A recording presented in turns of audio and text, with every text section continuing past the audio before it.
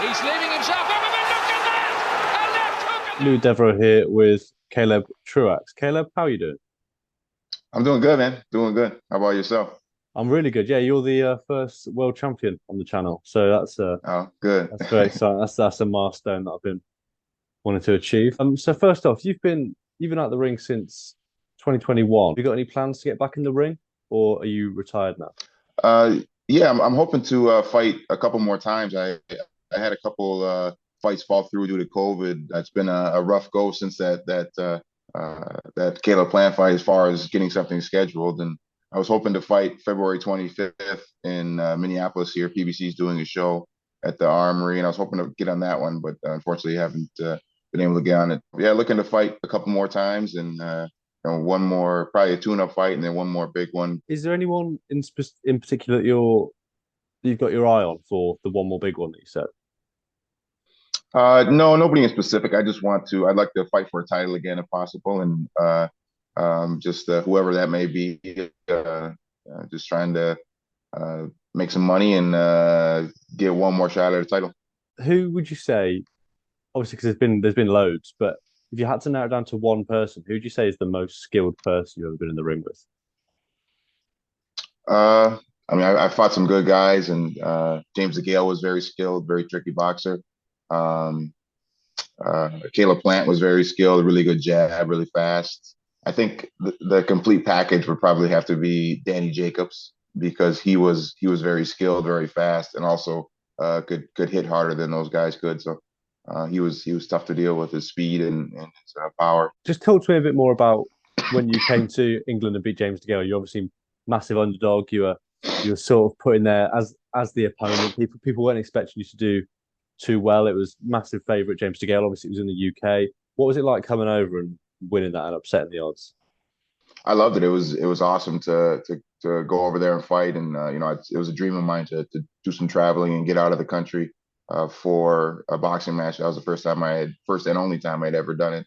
London and was great. You British fans are the some of the best in the world. Very knowledgeable, and boxing is a major sport over there, more so than it is here in the United States.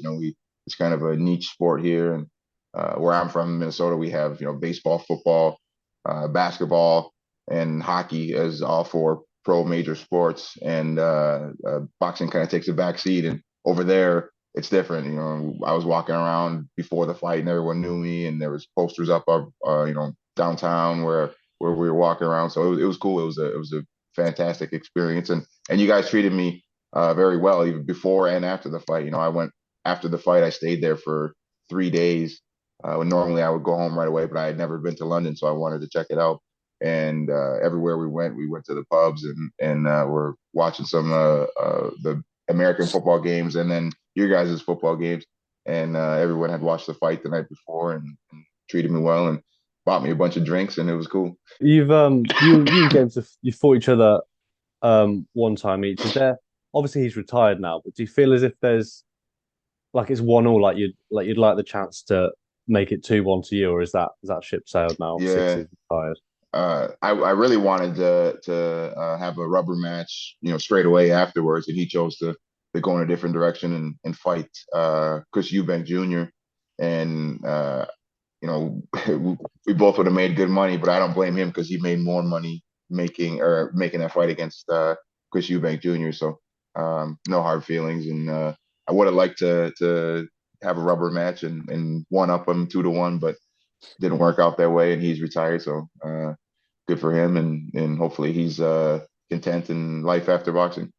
Are you a big boxing fan? Do you still watch a lot of boxing? I know obviously it's a lot of people get sick of it because it's their whole life and their whole career. Yeah, But do you like to watch it? I love to watch it. Yeah, I watch as much as I can. I don't watch as much as I used to because I got two young kids now, and they get to control the TV for the most part. So they're or I'm sleeping by the time it starts because it always starts so late for us here in the States. But I really enjoy when you guys over in London or wherever over there have fights on because it comes on at 4 o'clock in the afternoon over here in the States, and that's a time that I could stay up for. A lot of times the fights don't start till 11 o'clock here at night on a weekend here in the States, and and by that time I've been chasing two kids around all day, and I'm ready to go to sleep. So I don't watch quite as much as I used to, but I'm still a huge fan. I still watch as much as possible. There's been a massive. I'm sure you've seen it everywhere. Massive growth in your influencer boxing, YouTuber boxing, that sort of thing. What's your take on that? I'm not the biggest fan of it, but at the same time, it's kind of I kind of separate it from boxing as a whole.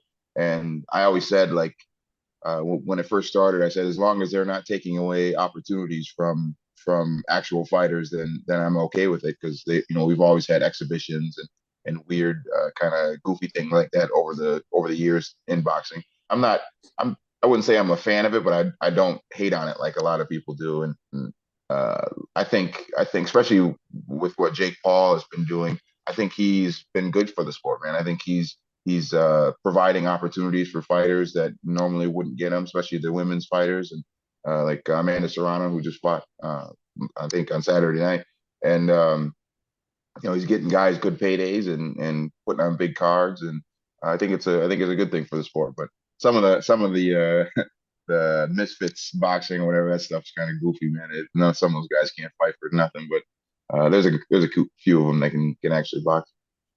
Would you do it if you were offered? We've seen a lot of Yeah, legit yeah, I boxers. would. Yeah, I would, man. I would. You get paid a lot of money, and I get to fight guys that that I think that aren't even close to as good as the people I've been fighting my whole career. So I'd love to fight one of those guys. Yeah, seems like easy money, doesn't it?